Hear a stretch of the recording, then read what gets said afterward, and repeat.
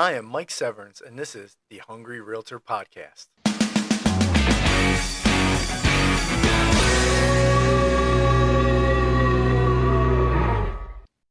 All right, welcome back to another episode of the Hungry Realtor Podcast. Me, at Hungry Realtor Mike Severns, and I'm joined by Dr. Kareem Tannous. Welcome to the show. Hey, Mike, thank you for having me and inviting me on the show. I really feel gracious to be here. You can drop the doctor. It's okay. We're longtime friends, and we're way past that. I reserve that for all my students. But anyway, thanks again for bringing me on. Just a little bit about me. I was born and raised outside of Philadelphia, went to Corpus Christi Elementary in Lansdale, went to LaSalle High School, then made my way on to Drexel, where I met you. And we've been friends, what now, almost 30 years. Yeah, we believe that. Time flies. But when I left Drexel in 98, I moved to Florida and I went to Florida doing real estate and mortgages. Actually, I started in the mortgage business here in Conshohocken for a company called Gateway Funding. A good friend of mine that I grew up with, his mother started that company and she got me involved at a young age, and I actually did it for my co-op for a little bit. And that's when I decided that chemical engineering wasn't for me and I went into business. Yeah. So in 98, when I moved to Florida, I got my mortgage and real estate licensing and started my businesses after working for Bank of America, Chase, AmeriQuest, these big name companies between mortgage banking and mortgage lending. I've done everything under the sun in the process, from originating to underwriting to closing to funding. It's a very lucrative process on the mortgage side. You really have to have your ducks in a row. Specifically, you have to have the process in the right order. And basically that worked out until 2008. In 2008, everything went belly up, including my business, my mortgage company. And yeah, I lost it all. I had to start over, but I started back and went and finished my education.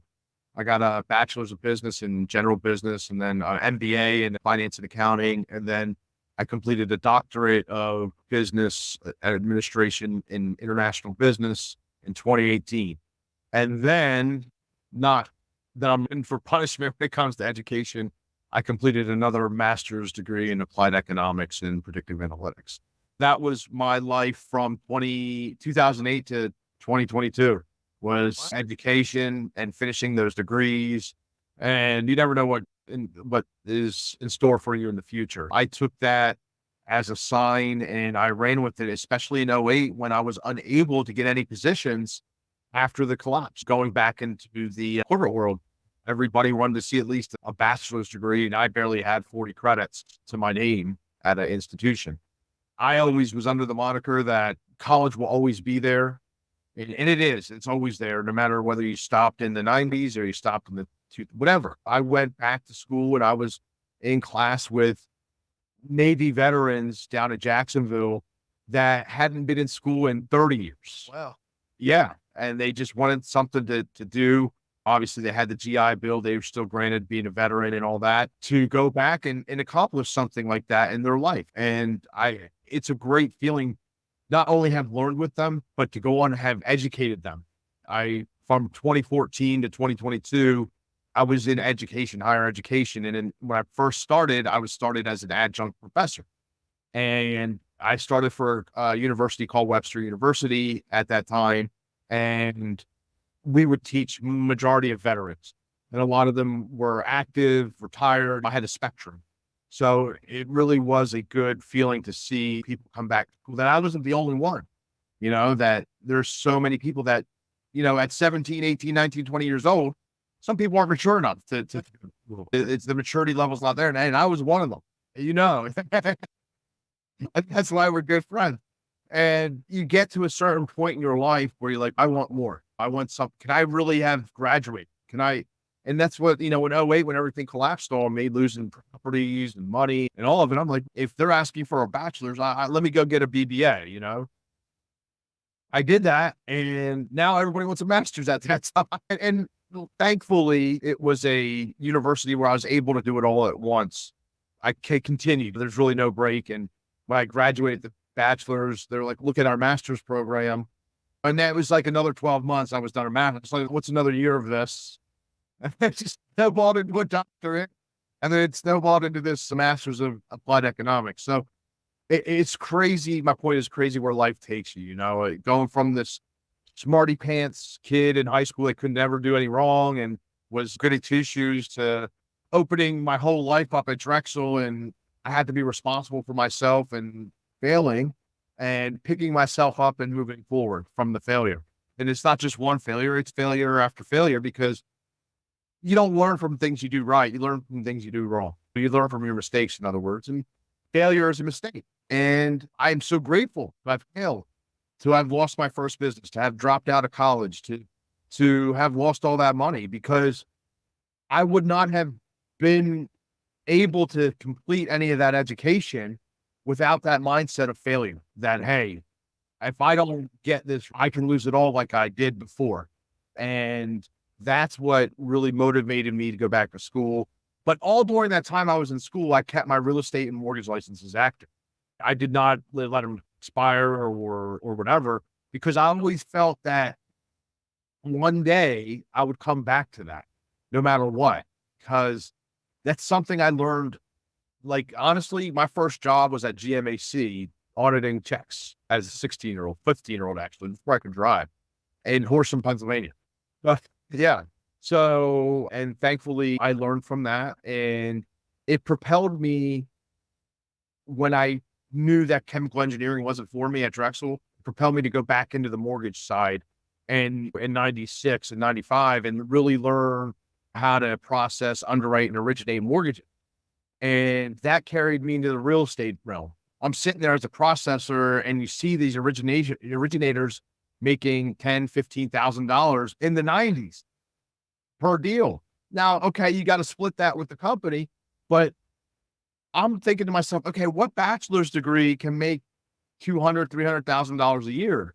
You pretty much have to be a medical doctor or MBA, Harvard MBA grad to make that kind of money at that time. And I was like, that's what I want to do. I want to originate and sell real estate, and put all my focus in that in the 90s, the late 90s. I became a Florida mortgage broker to begin with when I moved down there. I did, to get started in 98 and 97, whenever I moved down there originally, I got my foot in the door processing and underwriting and stuff. And then I was like, well, you know what?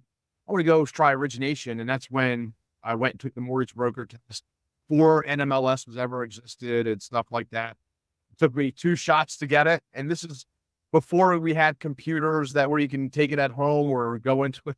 You had to drive to Orlando from Jacksonville and be at the testing site. It's about a 2-hour drive.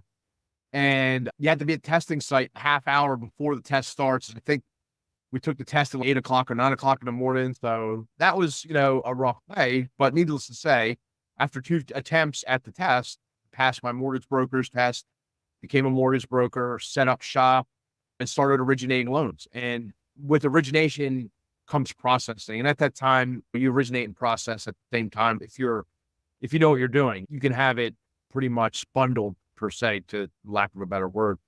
But yeah, I took off from there, a lot of positives and a lot of failures. And where I'm at today is because of all those failures and the things I did right and the things I did wrong. But in 2018, when I graduated with the DBA, I went and I took my real estate broker's test. I went from a sales agent to a real estate broker, and I began my first real estate and mortgage company, because that's what I always wanted to do. Even back in the 90s, because I saw the potential. I really saw it. Other than being able to hedge rates, which is another maybe passion I may have in the future, selling real estate and the mortgage together is really something I am passionate about. And it started in 2018, where I was able to consolidate both my real estate and mortgage licensing together. And I started a company called Jacksonville Real Estate and Financial Service. Jacksonville Realty and Financial Service. And then I didn't think I would ever expand outside of Florida. So I started to expand. Oh, can you do a loan up here? Can you do a loan here? I was like, not yet. I'm coming soon. So the first loan, the new loan I did was in Pennsylvania. So I was like, I'm going to start getting loans in Pennsylvania, cousins and family and stuff like that. Might as well get my real estate a mortgage license. So in 2022, I got my Pennsylvania real estate and mortgage license. And then from there, I added Georgia and Maryland, both real estate and mortgages. But in the interim in 2022, Jacksonville Realty and Financial didn't work outside of Florida. So I rebranded as Alliance Realty and Financial Services. And it's been now 2 years. My agents, it's a simple change in the systems down in Florida. But once I switched everybody over, everybody's in line and good. Thankfully, we're growing now and moving forward. 5 years, 6 years now, as a real estate and mortgage entity, 2 years as the new rebrand. We're growing and looking. Actually, 2023 was our best year as an organization. It was fantastic. Having both services really impacted the bottom line. Let's put it that way. Top and the bottom.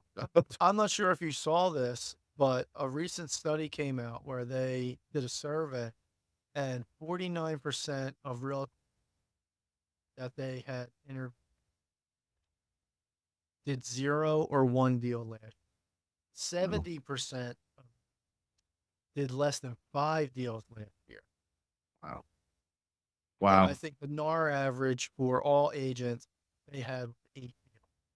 So for you to say in a down year where transactions and volume were down, you had your best year ever. That's a great accomplishment. Congratulations. Thank you very much. Now, it is between real estate and mortgage. Now, to be honest, the real estate portion did decline. It did. But with having both services, my overall business increased. That's what I want to make clear. And that's why I have both licensing. You'll start to see some companies, they've done it in the past, but you're going to start seeing a lot of these big name companies try to do both. Redfin's doing it. So Redfin was the Okay. company I work See? for. Well, Mhm. we own a mortgage company. I say we, but Sure. corporate entity owns Bay Mhm. Equity. We Okay. have Redfin Mortgage. We also own a title company called Title Forward. So everybody's trying to do the one-stop shop right now just because it's good customer service. Exactly. And to be clear and honest and transparent, it gives somebody like me, a small business, more control over the process. I ensure, like, I'm the type of person, I'm kind of a perfectionist. I want to make sure that contract, that purchase contract, is exactly what needs to be written and needs to be filled out and need to be, signed and executed.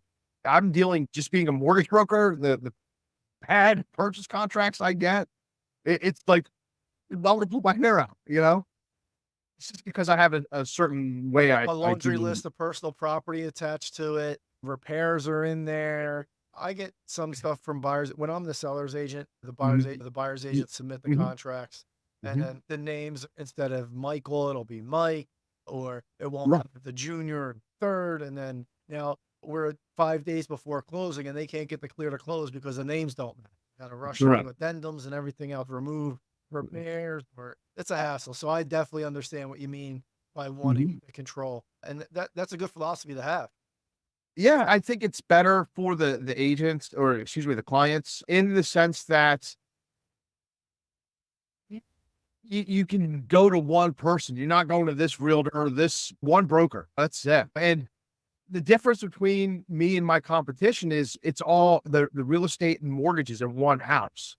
It's not, okay, Alliance Realty and Alliance Financial. It's Alliance Realty and Financial under one umbrella, which allows on the brokerage side more expansion, more wiggle room to be able to get that client the best available mortgage for their credit scenario, credit income, and whatnot scenario, their background. So that's the way I see it. And I think adding title companies, that's great. You really need a good lawyer, real good real estate lawyer to handle a title company and things like that, and good agents under them. That may be something in the future. I don't know, but it's always, I'm the type of person that's always open for opportunity. I I open love that that door about to you. the metro. What is it? I said I love that about you. Thank you. You have to be. I'm always going to look at the next opportunity because you never know what's going to happen with that opportunity. It doesn't mean I have to stop what I'm doing with Alliance Realty and Financial. That's a separate opportunity by itself. There's all opportunity comes in all shapes and sizes and forms and things. And when you're not open, when you don't have a mindset, then You're going to shut out a lot of opportunity and in turn shut out a lot of business and a lot of financial return. So you mentioned mindset. I hope you don't mind. I want to dig a little bit deeper in some of the struggles you had just mentioned earlier in the conversation. The Mhm. 2008 financial crisis, trying to you lost your mortgage business, trying to. So I Sure. really want to dive deep into what personal philosophy and beliefs that you held at that time or that you hold now really helped you through that process of hardship, because everybody is going to go through something in their life, and we can't let it define us, right? Right. So how did that failure help you get to where you are today? Sure. The biggest failure I had was in real estate investing and my own mortgage business. As a family, my parents, just a little bit more background, my family came from the flooring business out in Pennsylvania. They retired, they invested in real estate. I was part of that investing strategy and it didn't pan out. No way. Everything went belly up. People stopped paying. We owned a 40 unit apartment complex. Thinking about lowering your energy bills and boosting your property's value? Transition to solar power today. As a listener of the Hungry Realtor podcast, you can unlock exclusive pricing just for you. Imagine the savings with solar. You not only cut down on electricity costs, but also enhance your property's appeal to potential buyers.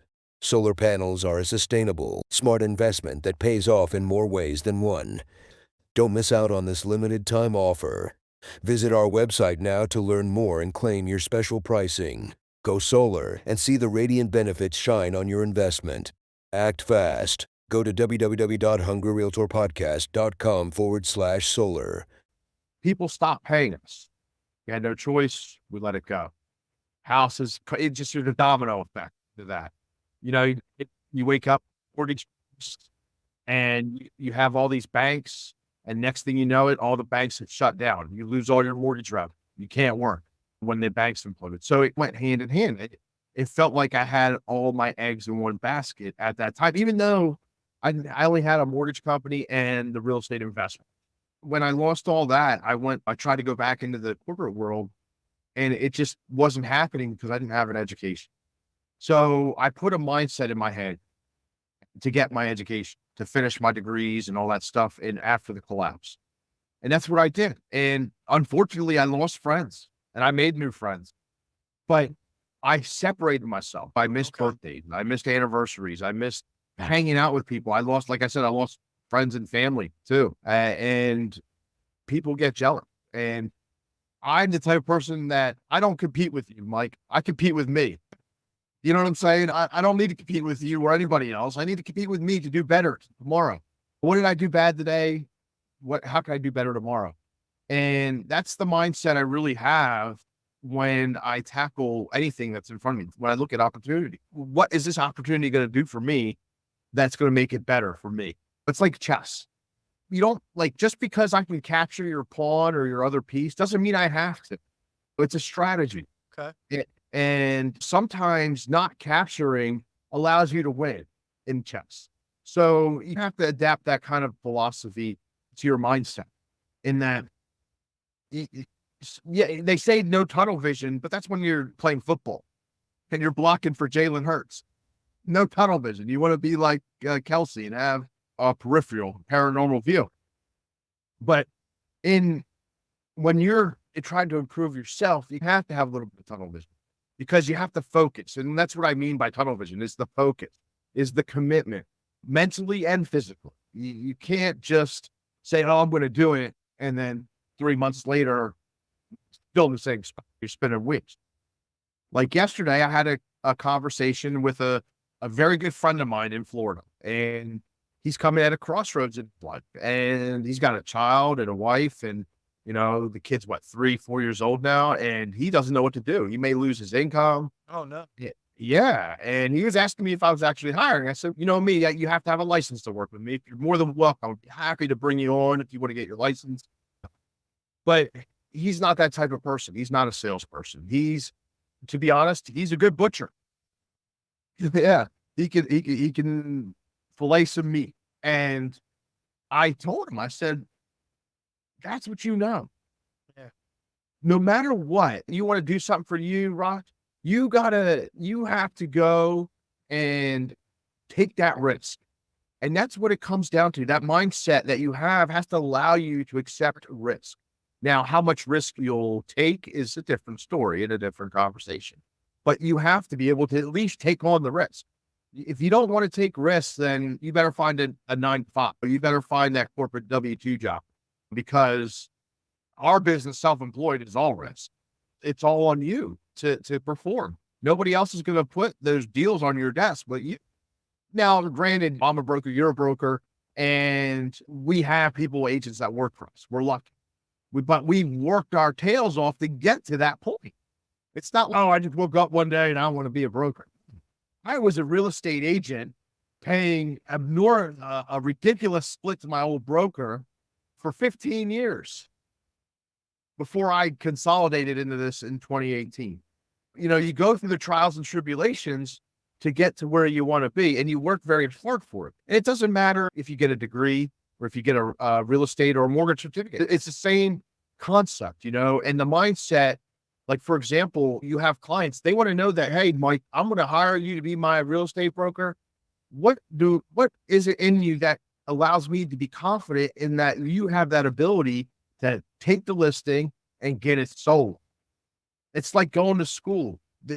I don't care what kind of degrees I have or what kind of degrees you have or may not have.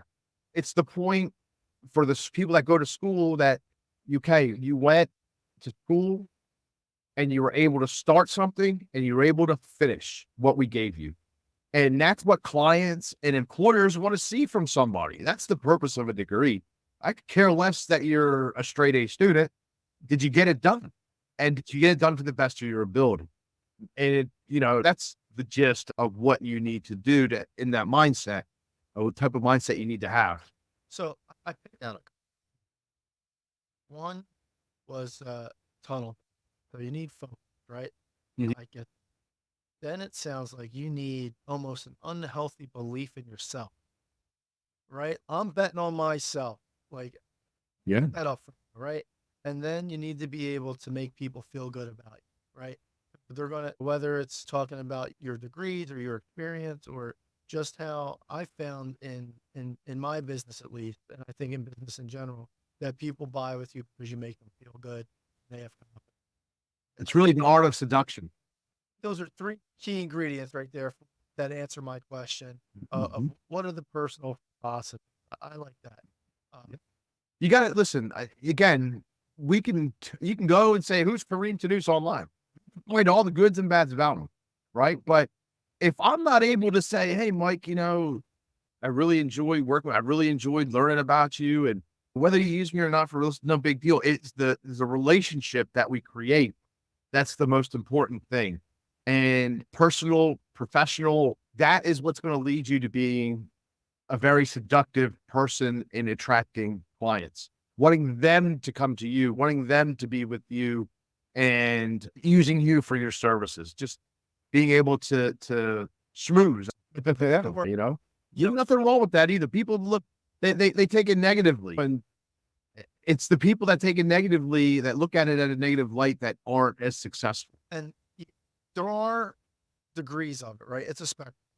Sure. Right. Now, you could be Bernie Madoff or the Wolf of Wall Street that are basically con people, right?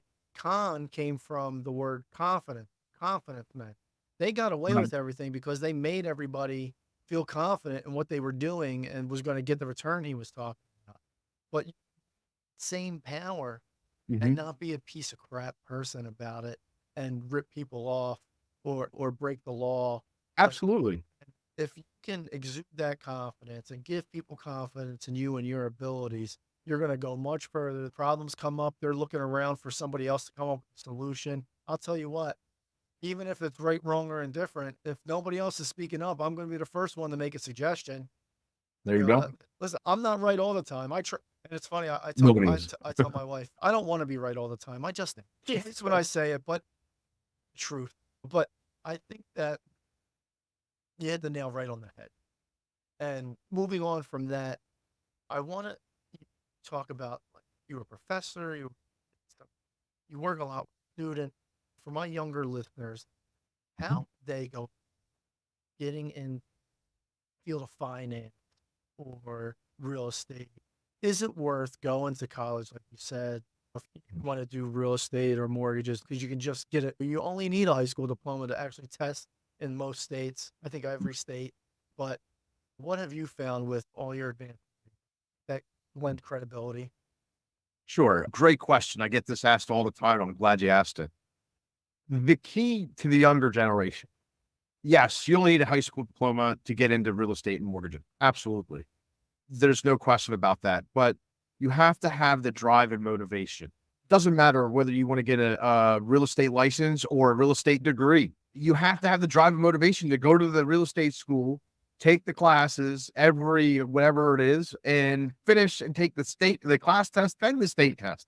And you may not pass those because it depends on how you actually went through the class and your retention.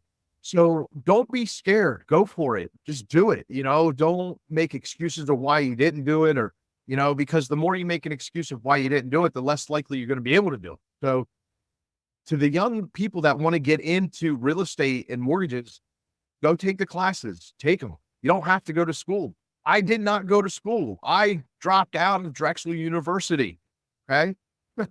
I dropped out of Drexel University and went into mortgages and real estate. I only had was a high school degree. You don't need a college degree. But however, if you want to show people that you are a top-notch agent, person, financier, mortgage person, I would say at least a bachelor's degree. Your own mental, today, and to be honest, a bachelor's degree is like having a high school diploma today. That's how far and how much competition has increased. And even more so, if you want to go into the corporate side of finance, investment banking, and all risk management and things like that, you're going to need an advanced degree. You're going to need at least an MBA at minimum from a AA school. That's AACSB type of school. That's an accreditation. Okay. So they're the top business schools. You'll see the top 50 business schools, the B schools, they call them. Yeah, that's where the competition is in the corporate world. You're going to have an advanced master's degree to get to where you want to go and advance high for somebody else getting a W-2. Self-employed. My father barely graduated the 8th grade, barely passed the 8th grade. For family reasons, he made fortune working as a laborer. You don't need a degree at all, not even high school. As long as you're able to go out and understand the concept of money and how it works, you can go do whatever you want. But there is going to be a time, and I'm telling you now from experience, that you are going to want to have some type of certification, some type of degree, not just to show everybody, hey, I got this and that, but to say, I did that. I put my mind to it and I got that degree. I accomplished that mortgage certificate or licensing, whatever it may be, whatever you're going after. And that accomplishment, that goal that you accomplish sets the tone for the next thing you want to do. It just keeps setting tones and you like raising the bar. And what that does to it's just strength. It doesn't weaken it. Like, I may not use my doctorate degree all the time, but it doesn't make me weaker. Right. I might not use my master's degree all the time. It doesn't make me weaker. I'll tell you what, I've done more in real estate and mortgage and analytics in the last 5 years by having those advanced degrees than I've done in my whole 20, 30-year career in the business. So, to me, I'm a personal fan of education. I'm not going to ever deny education just because of what happened to me during the collapse. I couldn't get a position because I didn't have the bachelor degree, And I know today times are different, especially with exploding student debt and stuff like that. It's understandable. That's not an indictment of education on its own, right? That's more. Well, no, here's the thing. I'll be honest about being an educator and a professor. Higher education, our whole education system needs a revamp because think about it.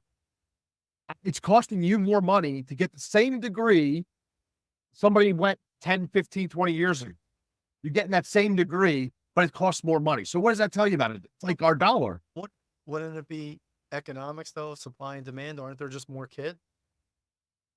That is part of it. But what have institutions done to revamp the finance degree, to revamp a business degree or a medical degree? It's the same. You learn the same stuff. I think the issue is more that there's the guaranteed funding, right? Every 18-year-old can get, 150,000.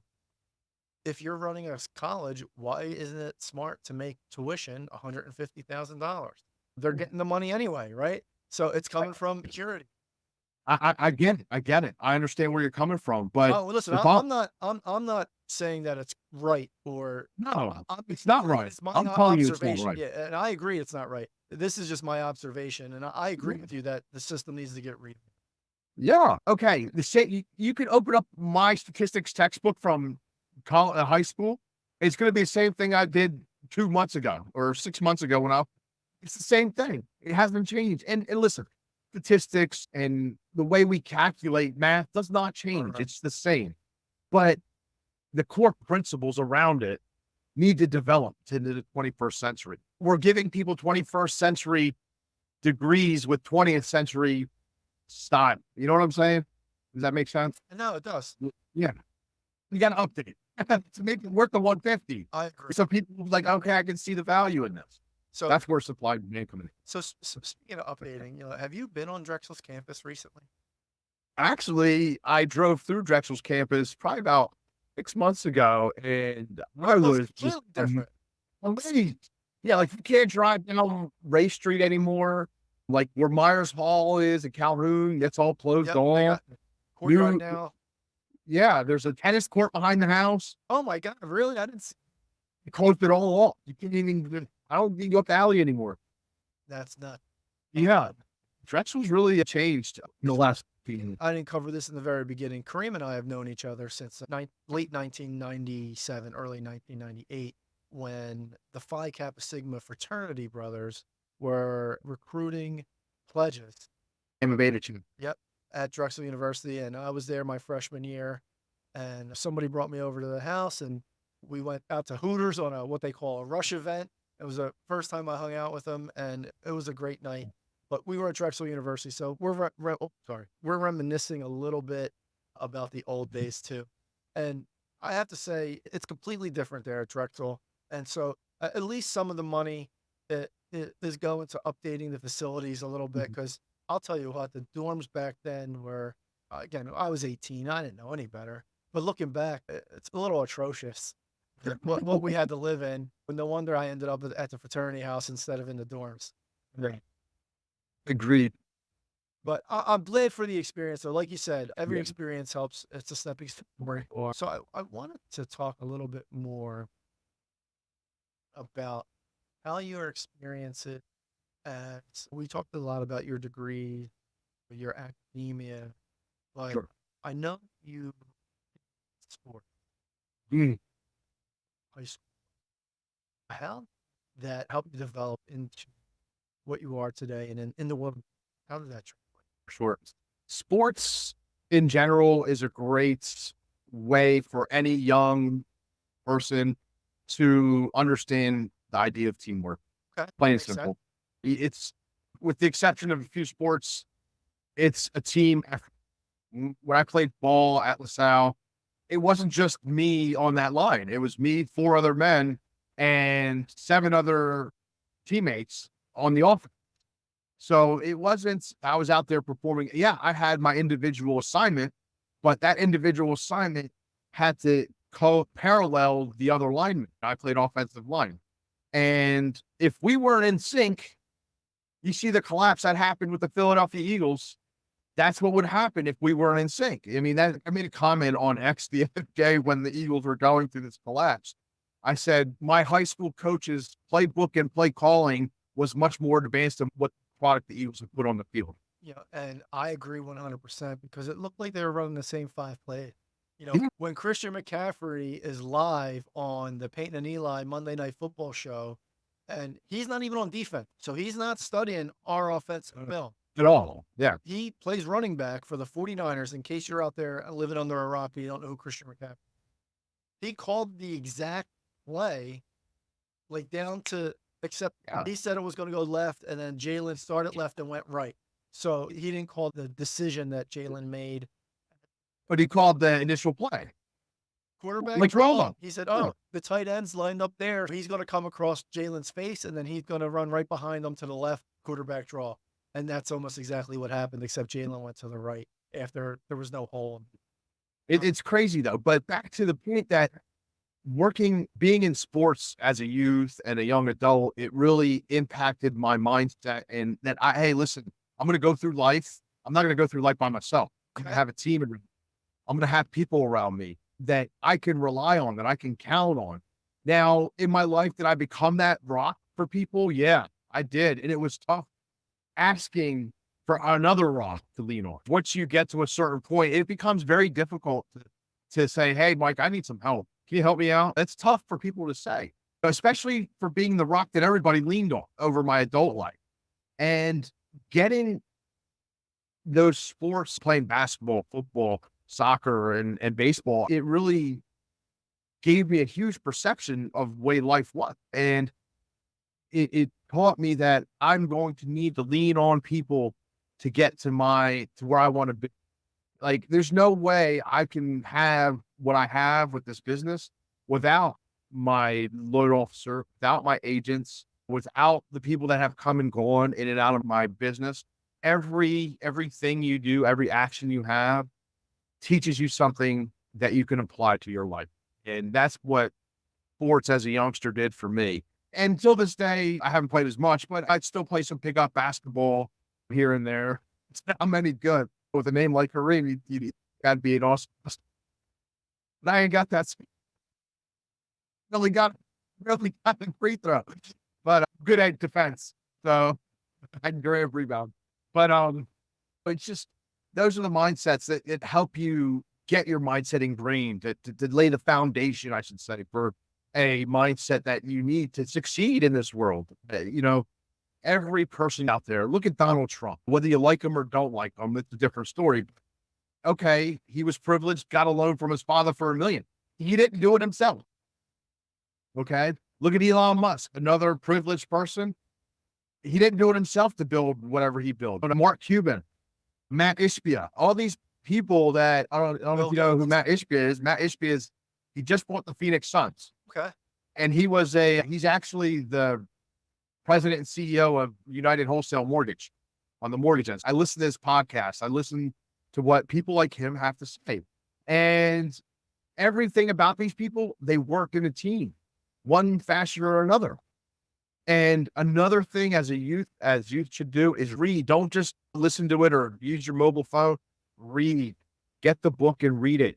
It does wonders. It opens your mind up to new vocabulary. It opens your mind up to new thought processes and possibly, a whole different direction you can go in your life.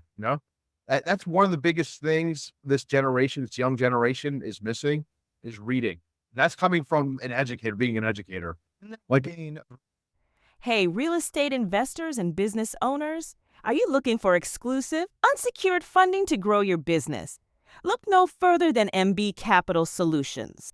At MB Capital Solutions, we specialize in providing the financial support you need with no collateral required. That's right, unsecured funding with competitive rates and fast approvals. Don't miss out on this opportunity to take your business to the next level.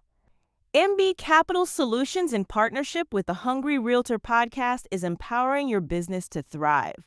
Act now by going to www.hungryrealtorpodcast.com/funding to apply today. What are your top 3 books for somebody younger, or maybe even they're older, and they're just looking to get motivated in business, or... Yeah, you have to read The Art of War by Sun Tzu. You have to read that. Okay, because all of our top corporations are typically run by ex-military. Typical. Okay, that could be changing in today's landscape, but if you look at the history of big corporations, they're typically run by people out of the military. All right, because the reason is the military gives you that, that set standard of what you need to do in life. Okay, so The Art of War is not just a military book; it's a book that you can use for your competition, for your business. You know, how to treat employees, how to treat competitors. Not everybody's an enemy, but the art of war is one.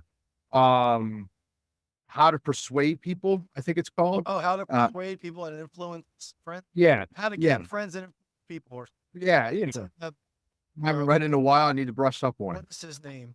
I'm gonna. There it is. Dale Carnegie. Dale Carnegie. Yeah, I thought it was Carnegie. Couldn't remember Yeah. his first name. So that's one book. There's two books. And then, I don't know, a third book. I don't want to say Rich Dad, Poor Dad. That's, a That's better kinda book, chalk. a better book than that, called The Fortune at the Bottom of the Pyramid Oh, I haven't heard of that one. by C.H. Braladon. You read it I read it in my MBA course, my MBA program. The Fortune at the Bottom of the Pyramid. It's called. Sure. I like that. The Fortune at the Bottom of the Pyramid. It's $20 on Amazon. Nice. Yeah, $4 if you want to buy the hard copy. Those books influenced me in my life, especially that last one. And I only knew about that one from MBA. Of course, like I would have never known that if I didn't take an MBA class. And that wasn't your professor. Like your professor didn't write. But no, it was a book given to us in the class, recommended Oh, reading. that's great. Yeah. So I think it was I want to say international marketing class or something, but it was a class like that on how to, the fortune that lies. Now, you don't have to target the top, there's a whole pyramid of the way society works. And it's a good book, C.H. Braladon. I'll check it out. Yeah. Okay. Yeah. There's a few books I've read and I look back at forecasting books if you're So interested speaking of in. forecast, Yeah. so I love your content on LinkedIn. I read it every time you post about, because I trust your analysis because I know of I personally know your background in finance. Thank you. I know you're not using Chat GPT or you're not copy and pasting someone else's work from another website. You're actually, this is your opinion and your forecasting. So I want to put you on the spot a little bit and see, what do you think is going to happen? I know we don't have a crystal ball. What is your gut feeling about 2024? I'm hearing mixed things. So I'll tell you what I'm hearing first, and then you let me know one or the other. Sure. So on one side of the street, I'm hearing 2024 is going to be a rebound year. Everybody is seeing this is the third week of January. And I think for 6 straight weeks, the mortgage rate has come down, which is leading buyers back to the market. Sellers are still not coming back to the market in droves. So prices should continue to rise. And this is going to be good for everybody. People are going to have more equity and the economy is going to boom because we're trying to stave off inflation. And then we have people on the other side of the street that's saying this is all temporary. There's a bigger bad wolf that we're not really even thinking about, which is commercial real estate. This is really hanging on by a thread. And if the commercial real estate really goes down, that's going to bring down a lot of regional banks. And if the regional banks fail, then businesses are going to fail because a lot of their capital is from regional banks, not these huge national banks. And then that's going to impact the jobs market, and that's going to impact housing. And then it's going to be a bloodbath worse than 2008. Because now we have the doomsdayers and we have people that are super optimistic. I have a feeling it's going to be somewhere in between because the extremes that happen. But I'm interested in what you think. Where do I start? I mean, they say when you get an MBA, the best answer you can give, it depends. Yeah. Okay. That's It an honest depends. answer. Okay. So what does it depend on? You've named dozens of things that it depends on, right? From the CRE, commercial real estate, to jobs, to all of it. So here's what I track the 10-year day in, day out, because that's what sets rates in our mortgage rates, right? So I look at the price of the 10-year bond, not the yield. I look at the price of the bond, which is when the price of the bond goes up, the yield comes down, meaning rates come down. Okay. And when the price of the bond goes down, the rates go up. So they're inverted or inverse relationship. Okay. All right. So just looking at my chart here, the low we hit the bond price low hit back in what month was that? October 19th, in October, we hit a low on the price of the bond. That means, as the price of the bond drops, the rates go up. So 8% in early November. Right, exactly. People were at 8.5%, right? And at that time, I don't know if you can go back and look at some of my work from last summer that's saying rates were going to go into double digit, right? And for some people, they did hit double digits, No, I saw depending them. on your scenario, right? I closed the loan. Now, it was a non-QM business loan at 10.5. So when they were a year before 8.5, they hit their max in October, November, right? Now we've seen the bond steadily rise, the price of the bond steadily rise from that point all the way up to about December 27th, after the Santa Claus rally, they call it. Since the new year, the bond price has fallen. So rates have actually risen since the new year. Okay.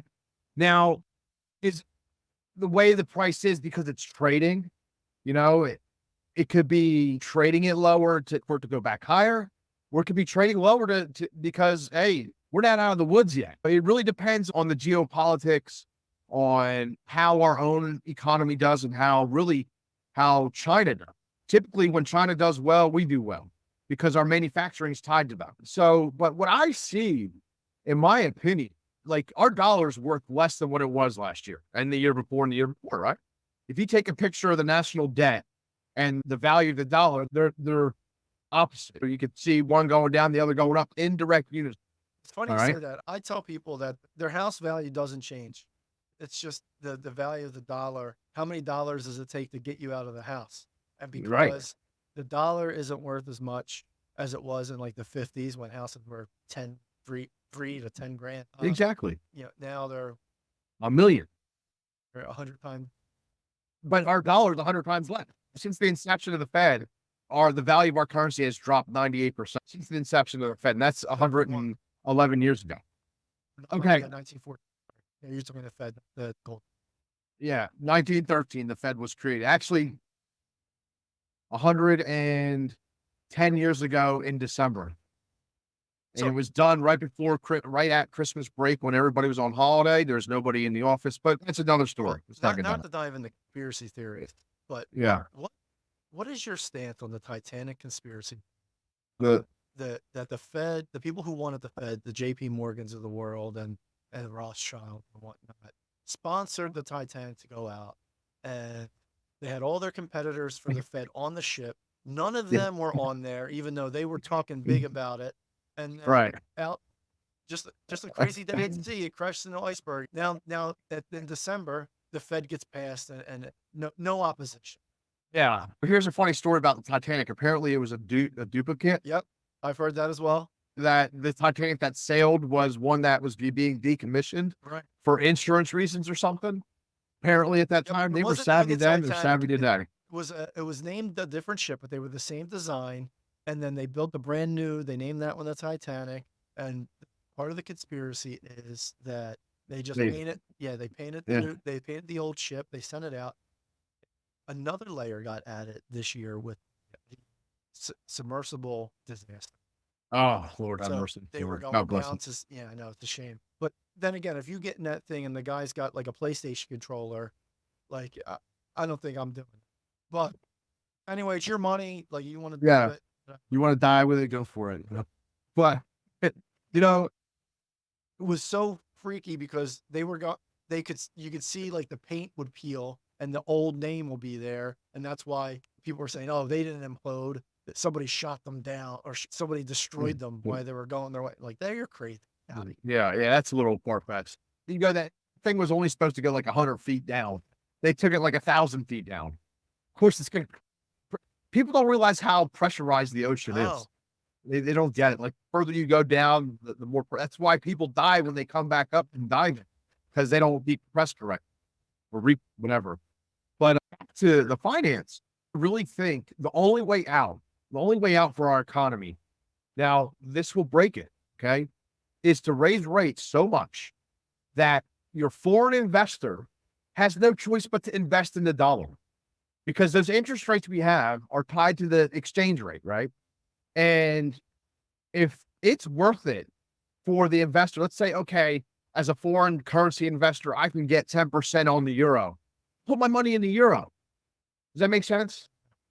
You know, versus getting 8% on the dollar, what they were back in November, you know? So we have to raise rates because we're not just competing anymore with, it's a totally different ballgame now with BRICS, Brazil, Russia, India, China, and South Africa, and the pluses now that everybody has joined. Okay, this is a whole new currency union, right? And I don't think many Americans understand how this works. Our dollar has a tie to the British sterling pound, has a tie to the euro. Most other currencies are pegged to our dollar. So if we inflate, those other currencies inflate, those economies inflate, which could cause a big issue with debt because now the cost of your debt rises. So if you're a debtor country like the United States, that is going to be a very bad sign because debt is going to implode. If you're a saving country, that's a great sign because you get more in interest, right? Because you're saving, you're not debting. You don't have any debt, right? You're not a debtor. Again, it depends on the situation. There are going to be people that are going to weather the storm, but it's going to be in the billions because we're a more global society today that it's going to impact. It's not just going to, like financial 2008 impacted the United States and some countries tied to us, but in the next one is going to impact the globe. And that's why they say it's going to be worse and more costly for people. But that's how, truth be told, JP Morgan started the Great Depression. That's written in the history book. He actually started depression, bought up all the properties, and lent the U.S. government the money to get a depression. That's what happens when you own that kind of money and when things go unchecked. And it just goes back to where the power lies. This is geopolitics now. We all know the power doesn't lie in our people anymore, right? The Constitution is pretty much a waste of paper now. Look at things are going on. I wouldn't go as far as to say it's a waste. I will say that some reform is needed and that maybe the ruling that corporations are people is had unintended consequences. Correct. And I think that giving them the same power as citizens, as a corporation, was a mistake. Has devalued the rights and philosophy of the Constitution. There you go. You know, I'm a patriot, so you know, Likewise. I feel that the best thing about our system is change, good, bad, or indifferent. Right? Agreed. So we Agreed. made a mistake. Now we just need people with the cojones to do admit it. the mistake and fix it and say no to the corporate money. Right. And that's the problem. Like, I think, you know, people around this country have a problem with capitalism. It's not capitalism that's the problem. Like, if you study econ, capitalism is the best ism to employ and utilize labor and capital. That's why we get capitalism. People use the capital to create jobs, to create manufacturing. It's when it's abused, all the lobbying, that it's basically legalized bribery. Everybody jokes about Wall Street, legalized gambling. They joke about it. And no better evident than during the pandemic when everybody gamified the system, and GME and AMC, these meme stocks. That was a pure example of what I'm saying. And there's only so much this economy can sustain before it. And let's not, I pray it doesn't happen. I pray I'm wrong. You know what I'm saying? So because it's not gonna be good for anybody. What I'm hearing is it depends, but that there could be some reckoning coming. Oh yeah. And Not good. There will be. all right. There will be. Not some, there will be. Because here's the problem with our nation. We're a nation of debtors. We're not a nation of savers. Most people have debt. Look at the national club. National debt aside, even the personal debt has risen over the last 4 years. People are putting more and more on credit card than they did the previous 4 years. You know, I'll be honest, that includes me. You know, Yeah, likewise. not to get into my personal finances, I try very hard to keep very little debt because when I was in college, you probably remember they used to have the tables outside the caf. Sign up for this free credit card, get this free T-shirt, get this towel. I was all right. I like free stuff, and I had 20 credit cards before I was 21. Right. All full maxed. But yeah, eventually, because I was trying to go to school. I was only working 30 hours a week at a job I don't know, I was working at Chili's. Who knows what they paid me then? Less than I $2 left an hour. Pennsylvania. I'll put it to you. I left Pennsylvania with about 20,000 in credit card debt, making $18,000 a year back in 1990s. Okay, that's what I left to do for the rest of my life. You know what I'm saying? So I understand you weren't alone in that. That's why they don't have these credit card companies on campuses anymore. You know, they're not there anymore. Well, I haven't been on campus either, but Well, I'm glad they're not because, again, an 18-year-old's credit is spotless. Like they didn't have Right. time to mess it up, so they can get everything. I was getting, exactly. 500 here, 1,000 here, and it was, unsustainable. Exactly. Went unchecked too. And that's the thing. It's happening in the student loan section of our economy. It's going unchecked. They're giving student loans to anybody and everybody. And listen, I tell students, maybe you're not meant for college. I've had students come to me and say, thank you for telling me that because everybody has pushed me to something I don't want. I think that's my son.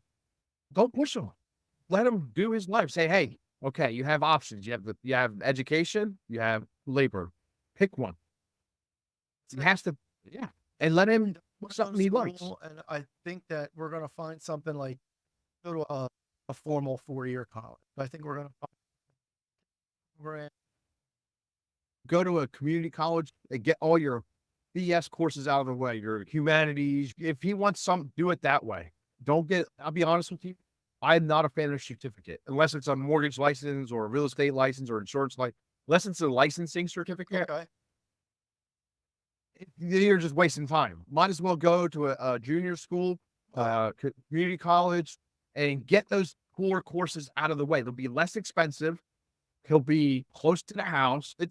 And it'll help them get better. There's not a lot of pressure like it is in a 4-year college. The 4-year college, they have quota minimum demand. Like the community college, they have it, but it's not the same. You can get your core courses done and then transfer those core courses into the 4-year college and get the degree when he's ready. That's how a lot of people do it. There's nothing wrong with that. That's the great way. I wish I would have done it that way. Kareem, Yeah. look forward to having you. I appreciate it, Mike. Thank you so much for your invite. And this discussion was definitely above par and amazing, and love to continue the discussion in the future.